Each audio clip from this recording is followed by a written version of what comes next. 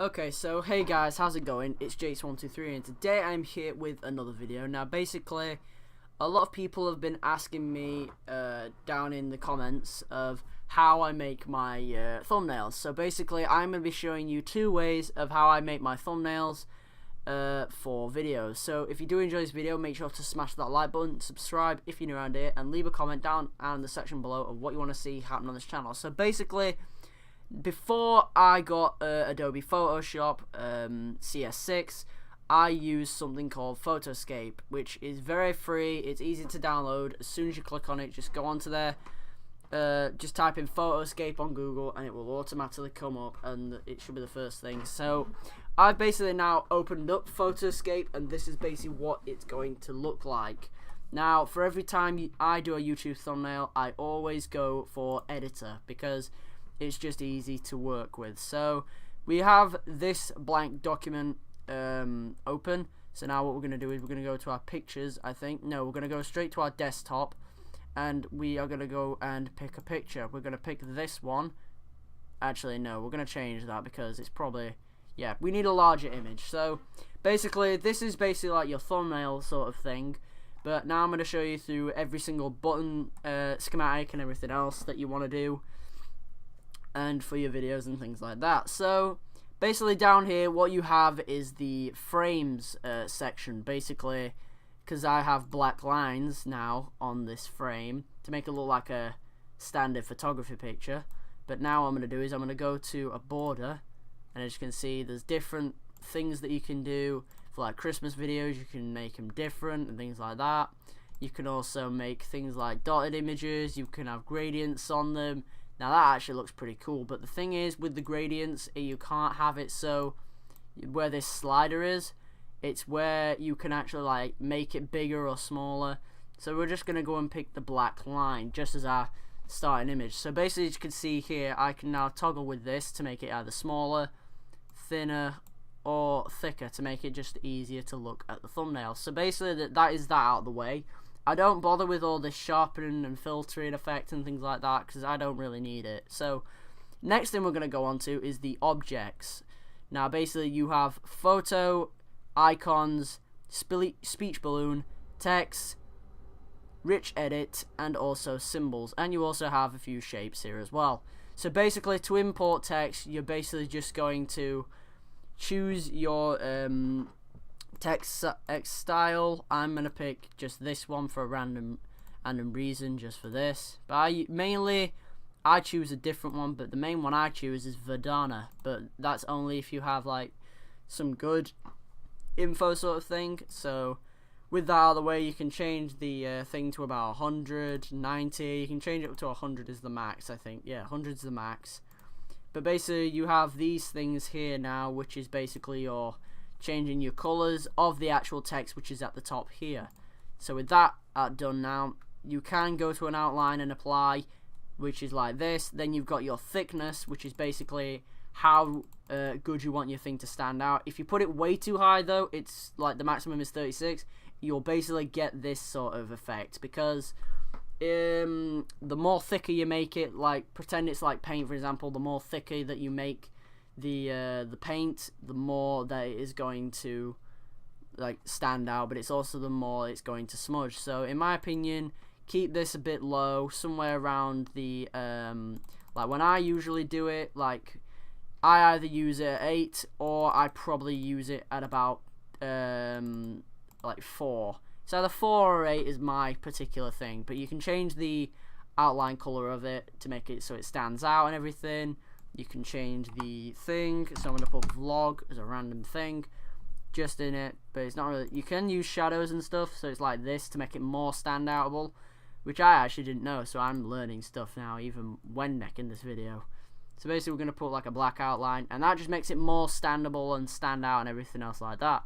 Now basically as soon as you finish that, you can click OK, and you can basically just drag it round. You can do like the normal thing where you can like make it bigger. You cannot like move it so it goes downwards except doing that, but you can't actually make it so it's like fatter or thinner and things like that. So basically you can have that at the top, and all you have to do is just click off it as soon as you're finished with that. So the next thing that I think I need to show you are... Actually, no, there's nothing else really that I need to show you for this, because that's basically all I do. And then as soon as you've finished it, you're going to go to save. You go to save as, not in the designated folder, and then you just put whatever the title thing is, and we're just going to click save. And there is the first way of making thumbnails with one of the softwares. Now let's get straight on to the next one. Now with this software, basically I downloaded it from a YouTube video. The person left a link in the description. If you just type in Photoshop CS6 for free, Windows 10 version, then you'll be able to find a link to it in the description. So basically now we are on Photoshop. Now everyone uses Photoshop to do all of their color customizations and things like that. So basically what we're going to do is we're going to go to File, we're going to go to New. Now basically for thumbnails, you want it by 1920 by 1080, because that is the more way that it's going to get better. And you can either, for like 720p videos, I'd recommend going 1280 by 720, but you can have it in different ones, like centimeters, points, columns, all the other type of stuff. So as soon as you finish that, you click OK, and basically it comes up with this blank template. Now you're probably wondering, how do you get your pictures on there? Well, that's a good question, because when I first started, I literally had to look up a tutorial in order to make this video. So basically what we're going to do is we're going to go to File, and we're going to go to Open. Now if you go straight to Place, actually, this is just a quick thing. If you go straight to Place and you go to normal thing, it will only place that thing in. It won't make it your full background and things like that. But you can stretch it out, but it will make it look really bad as soon as you put it in place like that.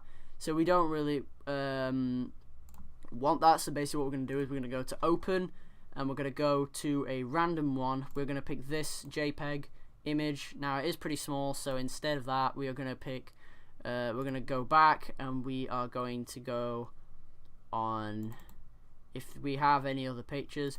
Now we're just going to pick open this picture again. Now basically, as you can see, we've got the background here. This is basically going to be the background for it. So now the second thing that we're going to do is we're going to create a new layer. Now these layers are basically very simple to do. All you have to do is click on this icon down here, which is where my mouse is, and basically now we can get to work. So the main things that I usually do with this type of stuff, because of all the other things, is I usually just go for a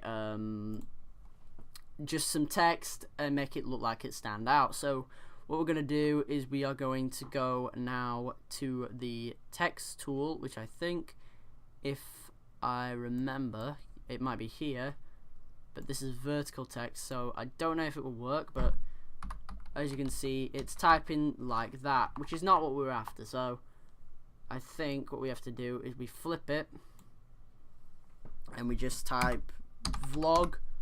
It goes backwards, which is not what we're after. So now we can flip it forwards, but not actually. Turns out my thing is actually pretty wrong. So we've got that just for random reasons. I really don't know why it's doing this to me, but it's okay, because we don't really need it as much.